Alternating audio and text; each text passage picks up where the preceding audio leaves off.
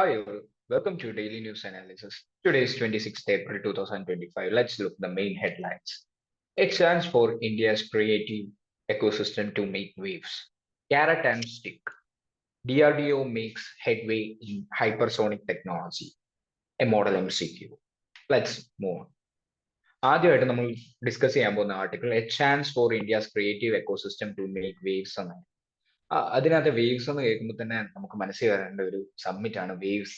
Waves ആ സബ്മിറ്റിന്റെ പേരാണ് world audio visual and entertainment submit. നമ്മൾ കണ്ടത് ഫെബ്രുവരിയിൽ ഭാരത് മണ്ഡപത്തില് ഡൽഹിയിൽ ഒരു സബ്മിറ്റ് നടന്നിരുന്നു വേവ്സിന്റെ. ഇനിയിപ്പോ അടുത്തിടയ്ക്ക് മുംബൈയിൽ വരുന്നുണ്ട് മെയ്യില്. അപ്പം വേവ്സ് എന്ന് പറയുന്നത് രാജ്യാന്തര തലത്തിൽ തന്നെ ഇമ്പോർട്ടന്റ് ആയിട്ടുള്ള ഒരു സബ്മിറ്റ് ആണ്. അത് ഇന്ത്യ ഹോസ്റ്റ് ചെയ്യുകയാണ്.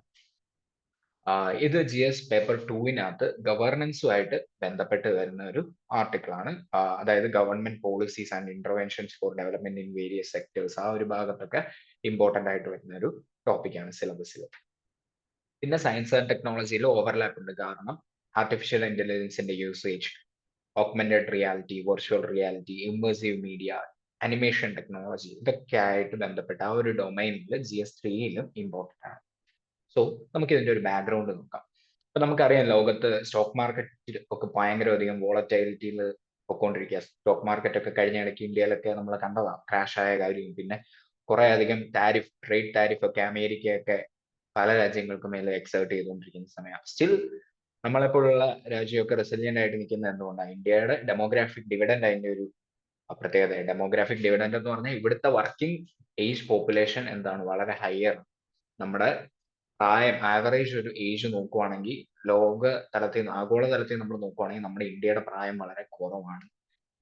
അതായത് ഇവിടുത്തെ വർക്കിംഗ് പോപ്പുലേഷൻ ആണ് ഏറ്റവും കൂടുതൽ പ്രൊഡക്റ്റീവ് ആയിട്ടുള്ള ഒരു പോപ്പുലേഷൻ. പിന്നെ കൂടാതെ നമ്മുടെ ടെക്നോളജിക്കൽ സ്ട്രെങ്ത് ഉണ്ട്, കൾച്ചറൽ ലെഗസി ഉണ്ട്. അതൊക്കെ വളരെയധികം നമ്മളെ രാജ്യാന്തര തലത്തിൽ തന്നെ നമ്മളെ മുന്നിട്ട് നിർത്തുന്ന കാര്യം. പിന്നെ കൂടാതെ കൺട്രിയുടെ ഒരു സ്ട്രാറ്റജിക് ആയിട്ടുള്ള വിഷൻ ഉണ്ട്. അതൊക്കെ നമ്മുടെ ഈ മീഡിയ ആൻഡ് എന്റർടൈൻമെന്റ് സെക്ടറിലും അതൊക്കെ നമുക്ക് അഡ്വാൻറ്റേജസ് ആണ്. കുറച്ച് ക്രിയേറ്റീവ് ആൻഡ് എക്കണോമിക് സ്ട്രെങ്സിനെ കുറിച്ചൊക്കെ ഇതിനകത്ത് പറയുന്നുണ്ടായിരുന്നു. അപ്പൊ നമ്മൾ നോക്കുവാണെങ്കിൽ കഴിഞ്ഞ വട്ടമൊക്കെ നമുക്ക് കുറച്ച് ഓസ്കർ കിട്ടിയ കാര്യമൊക്കെ നമ്മൾ കണ്ടതാ. മ്യൂസിക് കാര്യങ്ങളിലൊക്കെ നമ്മൾ കണ്ടതായിരുന്നു. കുറച്ച് മൂവീസിനൊക്കെ കഴിഞ്ഞ തവണ നമ്മൾ കിട്ടിയ ന്യൂസിൽ കണ്ടതാ.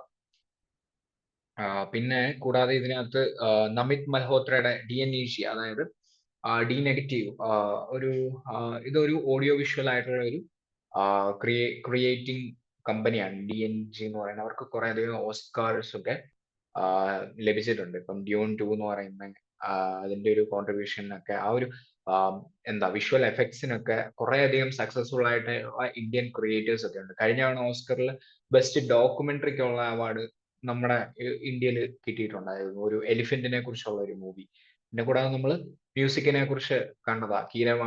കീരവാണിയുടെ മ്യൂസിക്കിന് ഓസ്കാർ കിട്ടിയിരുന്നു, നാക്ക് നാക്കു എന്ന് പറയുന്ന ആ ഒരു മ്യൂസിക്കിന്. പിന്നെ ഇതൊക്കെ എന്താണ് ക്രിയേറ്റീവ് തലത്തിൽ എന്താണ് നമ്മുടെ ഒരു എക്കണോമിക് സ്ട്രെങ്ത്. അതിൽ പറയുകയാണെങ്കിൽ ഈ പറയുന്ന ഇന്ത്യൻ ക്രിയേറ്റേഴ്സ് ആയിക്കോട്ടെ, ആ ഒരു എവല്യൂഷൻ ട്രഡീഷണൽ ഫിലിം മേക്കിംഗ് മുതൽ ഇന്നത്തെ ഒരു കട്ടിംഗ് എഡ്ജ് ഡിജിറ്റൽ പ്രൊഡക്ഷൻ വരെയുള്ള കാലഘട്ടം നോക്കുവാണെങ്കിൽ അവിടെ ഒരു വേൾഡ് ക്ലാസ് കണ്ടന്റ് നമുക്ക് ജനറേറ്റ് ചെയ്യാൻ സാധിക്കും.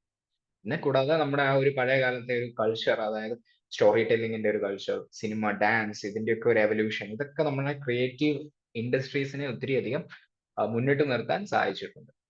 പിന്നെ കീ ഇനിഷ്യേറ്റീവ്സ് ആയിട്ട് നമ്മൾ മുന്നോട്ട് വെക്കുന്നതാണ് വേവ്സ് എന്ന് പറയുന്നത്. World audio visual entertainment submit ആണ്. പിന്നെ കൂടാതെ വേവെക്സ് എന്ന് പറയുന്ന വേറൊരു ഇനിഷ്യേറ്റീവും കൂടെയാണ് ഗവൺമെന്റിന്റെ.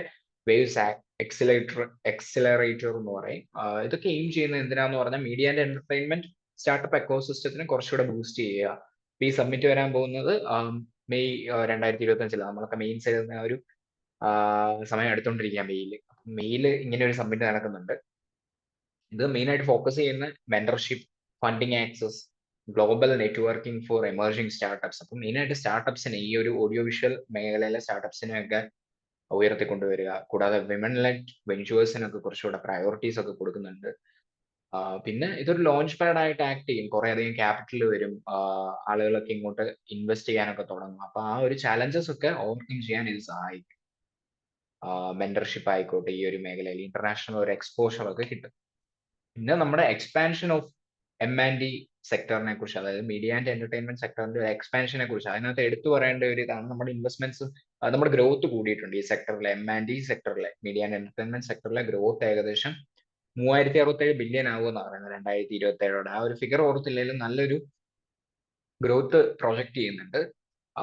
പിന്നെ കൂടാതെ ഇന്നവേഷൻസ് ഒക്കെ കൂടുതൽ പ്രോത്സാഹിപ്പിക്കുന്നുണ്ട്. ഗെയിമിങ്ങിലായാലും ആർട്ടിഫിഷ്യൽ ഇന്റലിജൻസിലായാലും ഓഗ്മെന്റഡ് ആൻഡ് വെർച്വൽ റിയാലിറ്റി മേഖലയിലായാലും മെറ്റാവേഴ്സിലായാലും ഇതൊക്കെ, മെറ്റാവേഴ്സ് ഒക്കെ ഫേവറേറ്റ് ടോപ്പിക്സ് ആണ് UPSCയുടെ. ഒരു പാരലൽ ആയിട്ടുള്ള അല്ലെങ്കിൽ ഒരു വേറൊരു ഡിജിറ്റൽ യൂണിവേഴ്സ് ആണ് ഈ മെറ്റാവേഴ്സ് എന്ന് പറയുന്നത്. അപ്പം അതൊക്കെ നമ്മൾ നേരത്തെ കണ്ടിട്ടുള്ള പല പ്രിലിംസ് ക്വസ്റ്റ്യൻസിലൊക്കെ.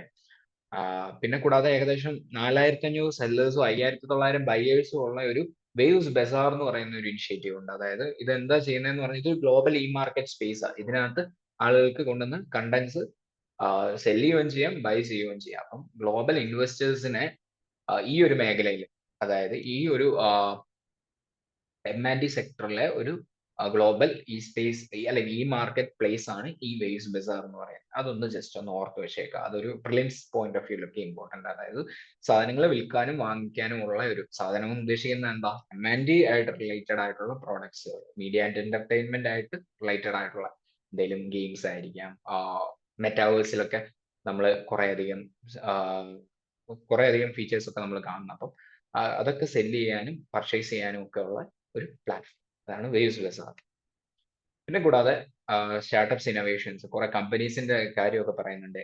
എറിക്കാനാവിസ് ടെക്നോളജീസ്, അമേസിംഗ് സ്റ്റുഡിയോസ്, ഇതൊക്കെ ഇന്ത്യൻ റെപ്രസെന്റഡ് കമ്പനീസ് ആണ്. ഇന്ത്യയുടെ ഒരു റെപ്രസെന്റ് ചെയ്യുന്ന ഒരു കുറെ കമ്പനീസ് ആണ് ഇത്. ചില കമ്പനീസ് ഒക്കെ എന്താ animation, VR story telling, Amaze studios ആണെങ്കിൽ തന്നെ എറിക്നാവിസ് ടെക്നോളജീസ് അവർ AI ഡ്രിവൺ പ്ലേയബിൾ ആഡ്സിനൊക്കെ കൂടുതൽ പ്രൊമോഷൻസ് കൊടുക്കുന്ന ഒരു ഇൻഡസ്ട്രി. പിന്നെ കുറച്ച് എഡ്ടെക് ഇനിഷ്യേറ്റീവ്സ് ഉണ്ട് ഇന്ത്യയിലെ കുറച്ച് കമ്പനീസിന്റെ. ഇൻസ്പേസ് XR എന്ന് പറയും, പിന്നെ വിഷൻ ഇമ്പാക്ട് എന്ന് പറയും. വേണ്ട, ഇതൊന്നും വേണ്ട, നമ്മൾ കുറേയധികം എഡ്ടെക് പ്ലാറ്റ്ഫോംസ് ഒക്കെ നമ്മളിപ്പോൾ കാണുന്നതാണ്. എന്താ അതിന്റെ പ്രത്യേകത, ഇമ്മേഴ്സീവ് ആയിട്ടുള്ള ലേണിംഗ് ഒക്കെ ആളുകൾക്ക് സാധ്യമാകും. വീട്ടിൽ ഇരുന്ന് തന്നെ കുറേയധികം കോഴ്സ്, ഇപ്പോൾ കോഡിംഗ് ആയിക്കോട്ടെ, ടെക്നോളജി ആയിക്കോട്ടെ, ഓൺലൈൻ കോഴ്സസ് ഇഷ്ടം പോലെ ആക്സസ് ചെയ്യാൻ പറ്റും. ഒരു ലേണിംഗ് മാനേജ്മെന്റ് സിസ്റ്റം ഉണ്ട്, language learnings, social and emotional learning, ഇതിനൊക്കെ സാധ്യമാകുന്ന ഒരു എഡ്ടെക് ലാൻഡ്സ്കേപ്പിലേക്ക് നമ്മുടെ ഇന്ത്യ മാറിക്കൊണ്ടിരിക്കുകയാണ്.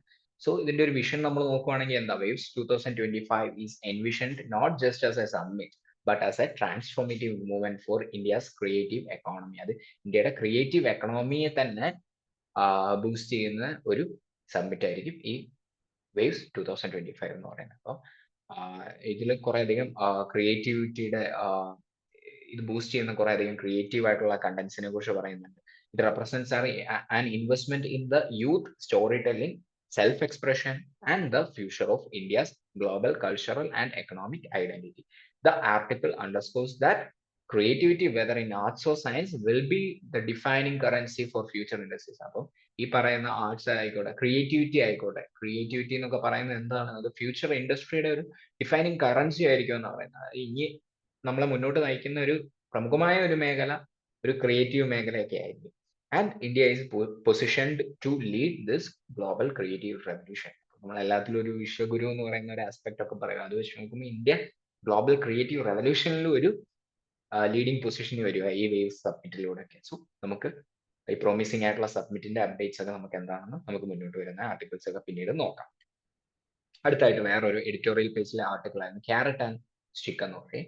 അത് GS പേപ്പർ 2 ഇന്റർനാഷണൽ റിലേഷൻസുമായിട്ട് ബന്ധപ്പെട്ട, അതായത് അതിനകത്ത് JCPOA നമ്മുടെ ഒരു ക്രീം ടോപ്പിക് ആയിട്ട് നമ്മൾ പറയുന്ന JCPOA, joint comprehensive plan of action എന്ന് പറയുന്നത്. അതായത് ഇറാന്റെ ഒക്കെ ന്യൂക്ലിയർ ഡെവലപ്മെന്റ്സിനെയൊക്കെ ആദ്യ സമയങ്ങളിൽ അല്ലെങ്കിൽ പല രാജ്യങ്ങളും എക്സസ് ആയിട്ട് ന്യൂക്ലിയർ ഡെവലപ്മെന്റ്സ് ഒക്കെ ചെയ്തപ്പോൾ അതിന് കുറെ റെസ്ട്രിക്ഷൻസ് കൊണ്ടുവന്ന് ഒരു നിശ്ചിത ലിമിറ്റ് ഒക്കെ വെച്ച് ഒരു പ്ലാൻ ആയിരുന്നു. എല്ലാവരും കൂടെ കൈ കോർത്ത് നമ്മൾ ഇനി ഒത്തിരി ന്യൂക്ലിയർ ഡെവലപ്മെന്റ്സ് ഇല്ല, ലിമിറ്റഡ് ആയിട്ടുള്ള ഇതിൽ ആ ഒരു എഗ്രിമെന്റ് പ്രകാരം ഉള്ളത് നമ്മൾ ആവശ്യമുള്ളത് മാത്രമേ ചെയ്യുള്ളൂ, കൂടുതലായിട്ട് നമ്മൾ ഡെവലപ്മെന്റ്സ് ആ ഒരു തലത്തിൽ നമ്മൾ ഒത്തിരി ചെയ്യില്ല എന്ന രീതിക്ക് എല്ലാവരും കൂടി അഗ്രി ചെയ്തു. അതായത് ന്യൂക്ലിയർ വെപ്പൺസ് ഒന്നും സ്പ്രെഡ് ആവാതിരിക്കാൻ വേണ്ടി കൊണ്ടുവന്ന ഒരു പ്ലാൻ ആയിരുന്നു. അതിനകത്ത് ഇറാൻ, US ഒക്കെ ഉണ്ടായിരുന്നു. അപ്പൊ ആ ഒരു മേഖലയിൽ bilateral, regional and global groupings and agreements related ആയിട്ടുള്ള ഒരു ടോപ്പിക്കാണ് ഇത്. നമുക്ക് മുന്നോട്ട് നോക്കാം എന്താണ് JCPOA എന്ന് ഒന്നുകൂടെ. നമ്മൾ പണ്ട് ആർട്ടിക്കിൾസ് ഒക്കെ വായിച്ചാണ്. 2015 ഈ മൾട്ടിലാറ്ററൽ ഇറാൻ ന്യൂക്ലിയർ ഡീൽ JCPOയുടെ വേറെ ഒരു പേരാണ് ഇറാൻ ന്യൂക്ലിയർ ഡീൽ എന്ന് പറയുന്നത്. To assign to limit Iran's nuclear ambitions in exchange for sanctions relief. അപ്പം എന്തിനാ ഇത് സൈൻ ചെയ്ത ഇറാൻ ന്യൂക്ലിയർ ഡീൽ അല്ലെങ്കിൽ joint comprehensive plan of action എന്തിനാ സൈൻ ചെയ്തേക്കുന്നത്? To limit Iran's nuclear ambitions. ഇറാന്റെ കുറെ ന്യൂക്ലിയർ പദ്ധതി കാര്യങ്ങളൊക്കെ ഉണ്ടായിരുന്നു, കുറെ അംബിഷൻസ്, കുറെ എയിം ഒക്കെ ഉണ്ടായിരുന്നു. അപ്പൊ അതിനെയൊക്കെ ഒന്ന് ലിമിറ്റ് ചെയ്യാൻ വേണ്ടിയായിരുന്നു ഈ പറയുന്ന JCPOA സൈൻ ചെയ്തത്. 2018 president Donald Trump unilaterally exited the deal, reimposing sanctions on ഇറാന്റെ മേൽ ഒത്തിരി സാങ്ഷൻസ് കൊടുത്തു. അതായത് ഡൊണാൾഡ് ട്രംപ് ഇതിൽ നിന്ന് യൂണിലാറ്ററലി പുറത്തേക്ക് കടന്നു. ഡൊണാൾഡ് ട്രംപ് ഇവരൊക്കെയാണ് ഇത് ഫൗണ്ട് ചെയ്തത്, പക്ഷെ അദ്ദേഹം തന്നെ എന്താണ് അതിൽ നിന്ന് ആദ്യം പുറത്ത് ചാടി, which led to escalation of Iran's nuclear activities. അപ്പൊ ഇതിൽ നിന്ന് പുറത്തു പോയി, അപ്പം സാങ്ഷൻസ് വന്നു ഇറാൻ മേൽ, റീഇമ്പോസ് ചെയ്തു. അപ്പൊ എന്ത് ചെയ്തു? ഇറാൻ കൂടുതലായിട്ട് ന്യൂക്ലിയർ ആക്ടിവിറ്റീസ് ഡെവലപ്പ് ചെയ്യാൻ തുടങ്ങി. Since then, Iran's nuclear program has advanced significantly, although it hasn't crossed the threshold it's into developing a nuclear weapon. അപ്പൊ ആ ഒരു ന്യൂക്ലിയർ വെപ്പൺ ഡെവലപ്പ് ചെയ്യുന്ന ആ ഒരു ത്രഷ് ഒന്നും കടന്നിട്ടില്ല എങ്കിലും നല്ല സിഗ്നിഫിക്കന്റ് അഡ്വാൻസ്മെന്റ്സ് ഇറാൻ നടത്തിയിട്ടുണ്ട് ന്യൂക്ലിയർ പ്രോഗ്രാമിൽ. അടുത്ത ഡിപ്ലോമാറ്റിക് ഡെവലപ്മെന്റ്സ് കറന്റ് ആയിട്ടുള്ള എന്താണെന്ന് നമ്മൾ നോക്കുവാണെങ്കിൽ, അടുത്തിടയ്ക്ക് US ഇറാനും ഒക്കെ തിരിച്ച് ഈ ഡീല് റീഇൻസ്റ്റേറ്റ് ചെയ്യുന്നതിനുമായിട്ടുള്ള നെഗോസിയേഷൻസ് നടന്നുകൊണ്ടിരിക്കുക. Held 2 rounds of negotiations, 2 round നടന്നു. ഇനിയിപ്പോ അടുത്തത് നടക്കാൻ പോവാ, പ്ലാൻ ചെയ്തേക്കുക. ഇത് നെഗോഷിയേറ്റ് ചെയ്യുന്നതാണ് ഈ മസ്കറ്റ്, അതായത് ഒമാൻ. ഒമാൻ ഒക്കെയാണ് ഇത് മീഡിയേറ്റ് ചെയ്യുന്നത്. രണ്ട് നെഗോഷിയേഷൻസ് നടന്നത്, ഒന്ന് ഒമാൻ മസ്കറ്റ് വെച്ചിട്ടും പിന്നെ അതുപോലെ ഒന്ന് റോമി വെച്ചിട്ടായിരുന്നു. ഒമാനാണ് മെയിൻ ആയിട്ട് ഇതിനെ മീഡിയേറ്റ് ചെയ്യുന്നത്.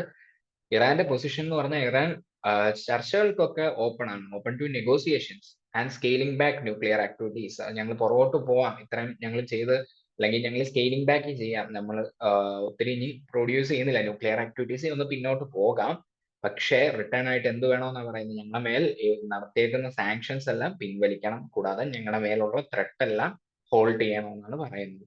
US സ്റ്റാൻഡേർഡ് എന്ന് പറഞ്ഞാൽ ഡൊണാൾഡ് ട്രംപ് കയറിയപ്പോൾ എന്താണ് ഡൊണാൾഡ് ട്രംപിന്റെ ഒരു സ്റ്റാൻഡ് എന്ന് പറഞ്ഞാൽ ക്യാരറ്റ് ആൻഡ് സ്റ്റിക്ക് സ്ട്രാറ്റജി എന്ന് പറയുന്നത്. ഒരു ഡീൽ അങ്ങോട്ട് ഓഫർ ചെയ്യും, ക്യാരറ്റ് ആയിട്ട് ഒരു സ്വീറ്റ് ഡീൽ അങ്ങോട്ട് ഓഫർ ചെയ്യും, but threatening military action if diplomacy fails. ആ ഡീൽ എങ്ങാനും ഫെയിൽ ചെയ്യുക, അത് ഇറാൻ അംഗീകരിക്കുന്നില്ല എങ്കിൽ എന്താണ് അവിടെ സ്റ്റിക്ക ഉപയോഗിക്കുന്നത്, വടി. എന്തിനാ വടി ഉപയോഗിക്കുന്നത്? ഒന്ന് പണിഷ് ചെയ്യാൻ, അല്ലെങ്കിൽ അവിടെ എന്താ ത്രെട്ട് കൊടുക്കുക, അതായത് threatening military action if diplomacy fails. അതായത് അതിന്റെ ഒരു സ്വീറ്റ് എന്ന് പറയുന്നത് എന്താ, അവർക്ക് കൊടുക്കുന്ന ആ ഒരു ഓഫർ എന്താണ്? ക്യാരറ്റ് ആണ്. അതിനെ ക്യാരറ്റ് എന്ന് ഉദ്ദേശിക്കുന്നത്. സ്റ്റിക്ക് എന്ന് പറഞ്ഞാൽ എന്താ, അത് ഫെയിൽ ആവുകയാണെങ്കിൽ വരാൻ പോകുന്ന മിലിറ്ററി ആക്ഷൻ ആണ് ഇവിടുത്തെ ഒരു സ്റ്റിക്ക് എന്ന് ഉദ്ദേശിക്കുന്നത്. അപ്പൊ ഒരു ക്യാരറ്റ് ആൻഡ് സ്റ്റിക്ക് സ്ട്രാറ്റജിയാണ് ട്രംപ് എംപ്ലോയ് ചെയ്യുന്നത്. റീജിയണൽ ഡൈനാമിക്സ് നമ്മൾ നോക്കുവാണെങ്കിൽ ഇറാന്റെ ഇൻഫ്ലുവൻസ് എന്ന് പറയുന്നത് ഇപ്പം കുറച്ച് കുറഞ്ഞുകൊണ്ടിരിക്കുകയായിരുന്നു. കാരണം എന്തുകൊണ്ടാണ്? Due to Israeli operations and geopolitical shifts. അപ്പൊ ഇസ്രായേല് നമുക്കറിയാം സിറിയയിലൊക്കെ കുറച്ചധികം ഈ ഇറാന്റെ വിചാരങ്ങൾക്കപ്പുറം കുറച്ചുകൂടെ ഇസ്രായേലി ഓപ്പറേഷൻസ് ഒക്കെ സ്ട്രോങ് ആയി വന്നു. സോ ഇറാന്റെ ആ ഇൻഫ്ലുവൻസ് ഒന്ന് താന്നു ഇസ്രായേൽ ആ മുൻപന്തിയിൽ കയറി വന്ന സമയത്ത്. പിന്നെ കൂടാതെ ഇസ്രായേൽ അർജസ് മിലിറ്ററി ആക്ഷൻ. ഇസ്രായേൽ എന്ത് പറയുന്നുണ്ട്? ട്രംപിനോട് പറയുന്നുണ്ട് മിലിറ്ററി ആക്ഷൻസ് ഒക്കെ എടുക്കാൻ. പക്ഷെ ട്രംപ് ഇപ്പൊ എന്താ ഹോൾഡ് ചെയ്ത് വെച്ചേക്കുക, റെസിസ്റ്റ് ചെയ്യുക. അത് ഇപ്പോഴത്തേന് the US has increase the military presence in the region as a deterrence. അപ്പൊ ഒരു ഡിറ്ററൻസ്, അല്ലെങ്കിൽ ഭാവിയിൽ ഒരു ആ ഭാഗത്തുനിന്ന് ഒരു അറ്റാക്ക് ഉണ്ടാകാതിരിക്കാൻ വേണ്ടി ഒരു കരുതൽ എന്ന നടപടി പോലെ എന്താ US അവരുടെ മിലിറ്ററി പ്രസൻസ് ഈ ഒരു റീജിയനിൽ, അതായത് ഈ മിഡിൽ ആ ഒരു വെസ്റ്റേൺ റീജിയനിൽ, അതായത് വെസ്റ്റേൺ ഉദ്ദേശിച്ച നമ്മുടെ ഈ പറയുന്ന ഈ ഇസ്രായേലിന്റെ ആ ഒരു മേഖല, അല്ലെങ്കിൽ ആ ഒരു ഇറാന്റെ ആ ഒരു മേഖലയിലൊക്കെ എന്താണ് അവിടെ കുറച്ച് മിലിറ്ററി പ്രസൻസ് ഒക്കെ US ഇൻഷുർ ചെയ്യുന്നുണ്ട്, ഇൻക്രീസ് ചെയ്യുന്നുണ്ട് ഒരു ഡിറ്ററൻസ് എന്ന രീതിക്ക്. അതായത് ഇറാന്റെ മേഖല എന്നല്ല ഞാൻ ഉദ്ദേശിച്ചത്, ഇപ്പം ഇന്ത്യൻ ഓഷ്യന്റെ സ്ഥലത്തേക്ക് ഈ US കുറെ അധികം ചിപ്സ് കാര്യങ്ങളൊക്കെ സെൻഡ് ചെയ്യുന്നുണ്ട്, കുറെ അധികം ഷൂട്ടേഴ്സ്, വെപ്പൺസ്, അതൊക്കെ കുറെ അധികം ഈ പറയുന്ന ഇന്ത്യൻ ഓഷ്യനിലേക്കൊക്കെ കുറെ അധികം മിലിറ്ററി ഡിപ്ലോയ്മെന്റ്സ് ഒക്കെ നടത്തുന്നുണ്ട്. അപ്പം ഇതൊക്കെ ഒരു ആസ് എ ഡിറ്ററൻസ്, എന്താ ഒരു കരുതൽ പോലെ, എന്തെങ്കിലും ഒരു അറ്റാക്ക് ഉണ്ടായ ഒരു പ്രതിരോധം എന്ന നിലയ്ക്ക്. ചലഞ്ചസ് ടു പീസ് എന്ന് പറയുവാണെങ്കിൽ അതിനകത്ത് എന്താ മിലിറ്ററി ഓപ്ഷൻ എന്ന് പറയുന്ന ഒരു റിസ്കി ആയിട്ടുള്ള, നമുക്ക് എപ്പോഴും ഈ ഒരു UPSC പോയിന്റ് ഓഫ് വ്യൂ നോക്കുമ്പോൾ ഒരു അനാലിറ്റിക്കൽ ആയിട്ടും കൂടി ഇത് നോക്കാം. മിലിറ്ററി ആക്ഷൻ എന്ന് പറയുന്നത് അവിടെ കുറച്ചുകൂടെ റിസ്കിയർ ആണ്. ഇറാന്റെ ഫെസിലിറ്റീസ് എന്ന് പറയുന്നത് എന്തുകൊണ്ട് അത് റിസ്കിയർ ആണ് മിലിറ്ററി ആക്ഷൻ ഇല്ല? ഇറാൻ ഇപ്പം ന്യൂക്ലിയർ ഫെസിലിറ്റീസ് ഒക്കെ ചെയ്തിട്ടുണ്ടെങ്കിലും അതൊക്കെ എന്താണ് ഡീപ്ലി ബറീഡ്, അതായത് അണ്ടർഗ്രൗണ്ട് ആയിരിക്കും, മണ്ണിനൊക്കെ അടിയിലായിരിക്കും അത്. അതുപോലെ ഡിസ്പേഴ്സ്ഡ് ആണ്, പല സ്ഥലത്താണ് ഈ പറയുന്ന ഡെവലപ്മെന്റ്സ് ഒക്കെ നടത്തിയിരിക്കുന്നത്. അതുകൊണ്ട് തന്നെ making strikes ineffective and regionally destabilising. എന്തായാലും ഒരു അറ്റാക്ക് ഒക്കെ വരിക എന്ന് പറഞ്ഞാൽ അത് കുറെ അധികം ഇൻഎഫക്റ്റീവും ആണ്, അതുപോലെ റീജിയണലി നമ്മൾ നോക്കുവാണെങ്കിൽ കുറെ ഡീസ്റ്റെബിലൈസിങ് ആണ്. എക്കണോമിക് കോൺസിക്വൻസസ് നോക്കുവാണെങ്കിൽ വാർ എന്ന് പറയുന്നത് നമുക്കറിയാം, വാർ വന്നു കഴിഞ്ഞാൽ എന്താ കുറെ അധികം ഗ്ലോബൽ റിപ്പർക്കഷൻസ് ഒക്കെ ഉണ്ടാവും, especially for oil markets, regional security ഒക്കെ വെച്ച് നോക്കുമ്പോൾ. ഒൺലി വയബിൾ സൊല്യൂഷൻ റിമെയിൻസ് എന്താണ് ഡിപ്ലോമസി. ഡിപ്ലോമാറ്റിക് ആയിട്ടുള്ള കാര്യങ്ങൾ മാത്രമാണ് ഒരു വയബിൾ സൊല്യൂഷൻ എന്ന് പറയുന്നത്. 2015 ഡീൽ എന്ന് പറയുന്നത് ഇതിനൊരു വാല്യബിൾ ആയിട്ടുള്ള ബ്ലൂ പ്രിന്റ് ആണെന്നാണ് ഇതിനകത്ത് കൺക്ലൂഡ് ചെയ്യുന്നത്. സോ ഇതാണ് ഈ ആർട്ടിക്കിളിൽ പറഞ്ഞിട്ടുണ്ടായത്. ഇനി അടുത്തതായിട്ട് DRDO makes headway in hypersonic technology എന്ന ന്യൂസ് പേജിൽ ഒരു ചെറിയൊരു ആർട്ടിക്കിൾ ഉണ്ടായിരുന്നു. ഇത് പ്രിലിംസ് പോയിന്റ് ഓഫ് വ്യൂവിൽ ഇമ്പോർട്ടന്റ് ആണ്, മെയിൻസ് പോയിന്റ് ഓഫ് വ്യൂവിൽ ഇമ്പോർട്ടന്റ് ആണ്. പ്രിലിംസ് പോയിന്റ് ഓഫ് വ്യൂവിൽ science and technology GS paper 1 science and technology developments in Indian space, science and technology ഒക്കെ ആയിട്ട് ബന്ധപ്പെട്ട ഒരു ആർട്ടിക്കിളാണ്, എസ്പെഷ്യലി ഇൻ ഡിഫൻസ് റിസർച്ച്. പിന്നെ കൂടാതെ കറണ്ട് അഫയേഴ്സുമായിട്ടും ഇമ്പോർട്ടന്റ് ആണ്. മെയിൻസിലാണെങ്കിൽ സയൻസ് ആൻഡ് ടെക്നോളജി ആയിട്ട് ഇമ്പോർട്ടന്റ് ആണ്, പിന്നെ കൂടാതെ ഡെവലപ്മെന്റ്സ് ഇൻ ഡിഫൻസ് ടെക്നോളജി ആ ഒരു മേഖലയിലും ഇത് ഇമ്പോർട്ടന്റ് ആണ്. നമുക്ക് നോക്കാം. DRDO, defence research and development organisation, has achieved a major milestone in hypersonic technology by successfully ground testing and active cooled scramjet combustor for over 1000 seconds. അപ്പം DRDO എന്താണ് ഒരു മേജർ മൈൽ സ്റ്റോൺ അച്ചീവ് ചെയ്തിരിക്കുക. എന്തിലാ? ഒരു hypersonic technology അവർ successfully അവർ test ചെയ്തു. എന്താണ് ഹൈപ്പർസോണിക് ടെക്നോളജി അവർ ടെസ്റ്റ് ചെയ്തേക്കുന്നത്? An active cool scramjet combustor. ഏകദേശം 1000 സെക്കൻഡോളം അവരത് ഗ്രൗണ്ട് ടെസ്റ്റിംഗ് നടത്തി. This test marks a significant step toward the development of hypersonic air breathing propulsions system vital for next generation aerospace and defence capabilities. അപ്പൊ ഇത് വളരെയധികം promising ആയിട്ടുള്ള ഒരു ടെക്നോളജിയാണ് hypersonic air breathing propulsion systems എന്ന് പറയുന്നത്. നമുക്ക് എന്താണെന്ന് അടുത്ത സ്ലൈഡിൽ നമുക്ക് നോക്കാം. മുന്നോട്ട് പോകാം. നമ്മൾ നോക്കുവാണെങ്കിൽ സ്ക്രാംജെറ്റ് ആണ് ഇവര് ഇവിടെ ടെസ്റ്റ് ചെയ്തിരിക്കുന്നത്. സ്ക്രാംജെറ്റ് എന്ന് പറഞ്ഞാൽ സൂപ്പർസോണിക് കമ്പഷൻ റാംജെറ്റ് ആണ് സ്ക്രാംജെറ്റ് എന്ന് പറയുന്നത്. Is an air breathing engine. ഇവർ വെളിയിൽ നിന്നുള്ള എയർ എടുത്തിട്ടാണ് ഇവർ വർക്ക് ചെയ്യുന്നത്, മുന്നോട്ട് പോകുന്ന ഈ missile system. That allows sustained hypersonic flight. ഇങ്ങനെ എടുത്ത് മുന്നോട്ട് പോകുമ്പോൾ എന്താ ഇവർക്കൊരു ഹൈപ്പർസോണിക് ഫ്ലൈറ്റ് അച്ചീവ് ചെയ്യാൻ സാധിക്കും. സൂപ്പർസോണിക് കമ്പഷൻ ഉദ്ദേശിക്കുന്നത് എന്താ? അവരുടെ കമ്പഷൻ സൂപ്പർസോണിക്കിലായിരിക്കും നടക്കുന്നത്, ആ ഒരു വേഗതയായിരിക്കും. അത് കഴിഞ്ഞ് അവർ ഫ്ലൈറ്റ് എന്തിലായിരിക്കും, ആ ഏത് സ്പീഡിലായിരിക്കും അത് പോകുന്നത്, ആ ഫ്ലൈറ്റ് അച്ചീവ് ചെയ്യുന്നത് ഏകദേശം ഹൈപ്പർസോണിക് ഫ്ലൈറ്റ് ആയിരിക്കും അവർ അച്ചീവ് ചെയ്യുന്നത്. അപ്പൊ നമ്മൾ അച്ചീവ് ചെയ്തേക്കുന്നത് എന്താ? ഹൈപ്പർസോണിക് ടെക്നോളജിയാണ്. ഇത് ക്രൂഷ്യൽ ആണ് ഫോർ സ്ട്രാറ്റജിക് ഡിറ്ററൻസ്. ഡിറ്ററൻസ് ഞാൻ തൊട്ട് മുന്നേ പറഞ്ഞതാണ്, നമ്മൾ ഇറാന്റെ കാര്യം പറഞ്ഞപ്പോൾ. ഡിറ്ററൻസ് എന്ന് പറഞ്ഞാൽ ഒരു കരുതൽ പോലെ വെക്കുന്ന, അതായത് സ്ട്രാറ്റജിക് ഡിറ്ററൻസ്. ഇത് കാണുമ്പോൾ പേടിച്ചിട്ട് വേറൊരാളെതിരെ നമ്മളെ അറ്റാക്ക് ചെയ്യാൻ വരികയില്ല. ആ ഒരു പേടി അല്ലെങ്കിൽ ആ ഒരു മറ സൃഷ്ടിക്കാനാണ് ഈ ഡിറ്ററൻസ് ഉദ്ദേശിക്കുന്നത്. അതാണ് ഡിറ്ററൻസ്. അപ്പൊ അതിലൊരു ഇമ്പോർട്ടന്റ് ആണ് ഹൈപ്പർസോണിക് ടെക്നോളജി. കൂടാതെ fast strike capability and missile defence system. ഡിഫൻസിൽ വളരെയധികം ഇമ്പോർട്ടന്റ് ആയിട്ടുള്ള പ്രൊമിസിംഗ് ആയിട്ടുള്ള ഒരു ടെക്നോളജിയാണ് ഹൈപ്പർസോണിക് ടെക്നോളജി എന്ന് പറയുന്നത്. DRDOയുടെ സക്സസ് നമുക്കറിയാം കുറച്ചുകൂടെ ഒരു ബ്രോഡർ എയിമിലേക്ക് പോയിക്കൊണ്ടിരിക്കുക. നമ്മൾ എന്തിനാ സ്ട്രെങ്തൻ ചെയ്യാൻ ശ്രമിക്കുന്നത്? ഇൻഡിജിനിയസ് ടെക്നോളജി, ഡിഫൻസ് ടെക്നോളജി ഒക്കെ സ്ട്രെങ്തൻ ചെയ്യാൻ ശ്രമിക്കുക. അതുകൊണ്ടാണ് ആത്മനിർഭർ ഭാരത്. ഇപ്പൊ ഡിഫൻസിലും എന്താ ആത്മനിർഭരത കൊണ്ടുവരാനാണ് ശ്രമിക്കുന്നത്. And compete globally in aerospace innovation. നമുക്കറിയാം കുറെ അധികം FDIs ഒക്കെ പ്രൊമോട്ട് ചെയ്യുന്നുണ്ടായിരുന്നു ഡിഫൻസിൽ പോലും. ഫോറിൻ ഡയറക്റ്റ് ഇൻവെസ്റ്റ്മെന്റ്സ് ഒക്കെ പ്രൊമോട്ട് ചെയ്യുന്നുണ്ടായിരുന്നു. കൂടാതെ പല രാജ്യങ്ങളുമായിട്ട് കൊളാബറേറ്റ് ചെയ്ത് കുറെ പ്രോജക്ട്സ് ചെയ്യുന്നുണ്ടായിരുന്നു. This developments compliments previous work like hypersonic technology demonstrator vehicle. നേരത്തെ ഒരു ടെസ്റ്റിംഗ് ഇങ്ങനെ നടത്തിയിട്ടുണ്ടായിരുന്നു. ഹൈപ്പർസോണിക് ടെക്നോളജി ഡെമോൺസ്ട്രേറ്റർ വെഹിക്കിൾ ആയിരുന്നു അത്. ആളില്ലാതെ ഒരു അൺമാൻഡ് ആയിട്ടുള്ള സ്ക്രാംജെറ്റ് ഡെമോൺസ്ട്രേഷൻ എയർക്രാഫ്റ്റ് ആയിരുന്നു ഹൈപ്പർസോണിക് ഫ്ലൈറ്റിനുള്ള SSTDV എന്ന് പറയും, ഹൈപ്പർസോണിക് ടെക്നോളജി ഡെമോൺസ്ട്രേറ്റർ വെഹിക്കിൾ. അതൊരു ഡെമോൺസ്ട്രേഷൻ ആയിട്ട് കണ്ടക്ട് ചെയ്ത ഒരു ടെസ്റ്റിംഗ് ആയിരുന്നു ഈ HSTDVയുടെ. ഓക്കെ, ഇനി നമുക്ക് ഇതിന്റെ കുറച്ച് ഡിഫറൻസസ് ഒക്കെ നോക്കാം. Subsonic speed, transonic speed, supersonic, hypersonic. ഇതാണ് സ്പീഡ് ടൈപ്പ് എന്ന് പറയുന്നത് ഇതിന്റെ ഈ നമ്മുടെ മിസൈൽ സിസ്റ്റത്തിന്റെ ഒക്കെ. അപ്പൊ സബ്സോണിക് എന്ന് പറഞ്ഞാൽ മാക് 1 താഴെയാണ്. മാക് 1 എന്നൊക്കെ ഉദ്ദേശിച്ചാൽ equal to speed of sound travel ചെയ്യുന്ന ഒരു സ്പീഡിനെയാണ് മാക് വണ്ണും ഉണ്ട് മാക് സ്പീഡ് എന്ന് കൊണ്ട് ഉദ്ദേശിക്കുന്നത്. അതുമായിട്ടാണ് നമ്മൾ എപ്പോഴും കമ്പയർ ചെയ്യുന്നത്. സ്പീഡ് ഓഫ് സൗണ്ടുമായിട്ട് എത്ര റിലേഷൻ ഉണ്ട്, അതനുസരിച്ചാണ് മാക് നമ്പർ കാൽക്കുലേറ്റ് ചെയ്യുന്നത്. അതാണ് ഒരു റേഷ്യോ കൊടുത്തേക്കുന്നത്, object speed by speed of sound. അപ്പം മാക് വൺ എന്ന് ഉദ്ദേശിക്കുന്നത് എന്താണ്? മാക് നമ്പർ 1 വരുന്നത് എപ്പോഴാണ്? ഒബ്ജക്ട് സ്പീഡും സ്പീഡ് ഓഫ് സൗണ്ടും തുല്യമാണ്. അപ്പം സ്പീഡ് ഓഫ് സൗണ്ടിനൊപ്പം തന്നെ എന്ത് വരും? ഒബ്ജക്റ്റും ഇവിടെ എത്തും. അതാണ് മാക് വണ്ണ് കൊണ്ട് ഉദ്ദേശിക്കുന്നത്. അതായത് ഏകദേശം ട്രാൻസോണിക് ഇതിനകത്തൊക്കെയാണ് കാണാൻ സാധിക്കുന്നത്. ട്രാൻസോണിക് എന്ന് പറഞ്ഞാൽ അത് മാക് വണ്ണിന് തുല്യമാണ്. എന്ന് പറഞ്ഞാൽ കൃത്യം 1 ആണെന്നില്ല, ചിലപ്പോൾ 1.2 അങ്ങനെയൊക്കെയാ വരുന്നത്. ചില ഇത് 1.2 എന്നൊക്കെ കാണും. 1 അങ്ങനെ ഒന്ന് അപ്രോക്സിമേറ്റ്ലി ഓർത്താൽ മതി. സബ്സോണിക് എന്ന് പറഞ്ഞാൽ 1-നേലും താഴെയാണ്. താഴെ എന്ന് ഉദ്ദേശിച്ചാൽ സ്പീഡ് ഓഫ് സൗണ്ടിനേക്കാൾ പയ്യെ ഇത് ട്രാവൽ ചെയ്യുള്ളൂ. അപ്പൊ ആദ്യം എന്ത് ചെയ്യും? സ്പീഡ് ഓഫ് സൗണ്ട് വരും, അത് കഴിഞ്ഞിട്ട് ഈ മെഷീൻ വരുള്ളൂ. നേരെ മറിച്ച് ഈ സൂപ്പർസോണിക് ഒക്കെ ആണല്ലോ മാക് വണ്ണിന് മുകളിലാണ്. വണ്ണിന് പറഞ്ഞാൽ ഞാൻ പറഞ്ഞു 1.2 വരെയൊക്കെ ട്രാൻസോണിക് വരും. അപ്പൊ 1.2-നൊക്കെ മുകളിലായിരിക്കും, ഏകദേശം 5-ന് താഴെയായിരിക്കും. അപ്പൊ അതിനെയാണ് സൂപ്പർസോണിക് എന്ന് പറയുന്നത്. നമ്മുടെ ബ്രഹ്മോസ് ഒക്കെ ഇതിന് ഉദാഹരണം. ഏകദേശം 2.8 ഒക്കെയാണ് അവരുടെ ഒരു സ്പീഡ്, 3 ആ ഒരു റേഞ്ചിലാണ്. അപ്പം അതൊക്കെ സൂപ്പർസോണിക് വരുന്നതാണ്. മാക് 1 to 5 എന്ന് ഉദ്ദേശിച്ച് ഞാൻ പറഞ്ഞു സ്പീഡ് ഓഫ് സൗണ്ടിനേക്കാൾ കൂടുതലായിരിക്കും. അതായത് ആദ്യം ഈ മിസൈൽ എത്തിക്കഴിഞ്ഞിട്ടേ ഇവരുടെ ശബ്ദം നമുക്ക് കേൾക്കാൻ പറ്റുള്ളൂ. കാരണം എന്തുകൊണ്ടാണ്?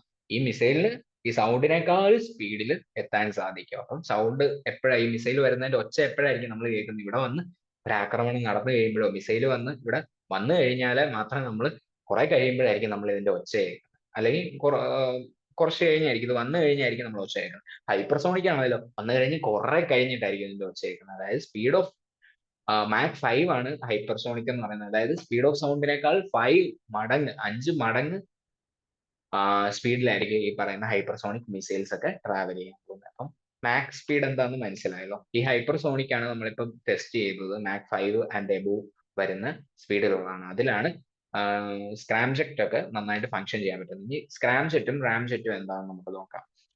ഫുൾ നെയിം പറയുകയാണെങ്കിൽ റാംജെറ്റ് എന്ന് പറഞ്ഞാൽ സബ്സോണിക് കമ്പഷൻ റാംജെറ്റ്. അതായത് ഇവരുടെ കമ്പഷൻ സ്പീഡ് എന്ന് പറയുന്നത്, കമ്പഷൻ എന്ന് പറഞ്ഞാൽ ഇത്രേ ഉള്ളൂ, ഇതിന്റെ ജ്വലനം, അതായത് ആ ഒരു കത്തലുണ്ടല്ലോ, ആ ഒരു ഫ്യൂൽ കത്തുന്ന ആ ഒരു സ്പീഡ് എന്ന് പറഞ്ഞു കഴിഞ്ഞാൽ സബ്സോണിക് ആയിരിക്കും.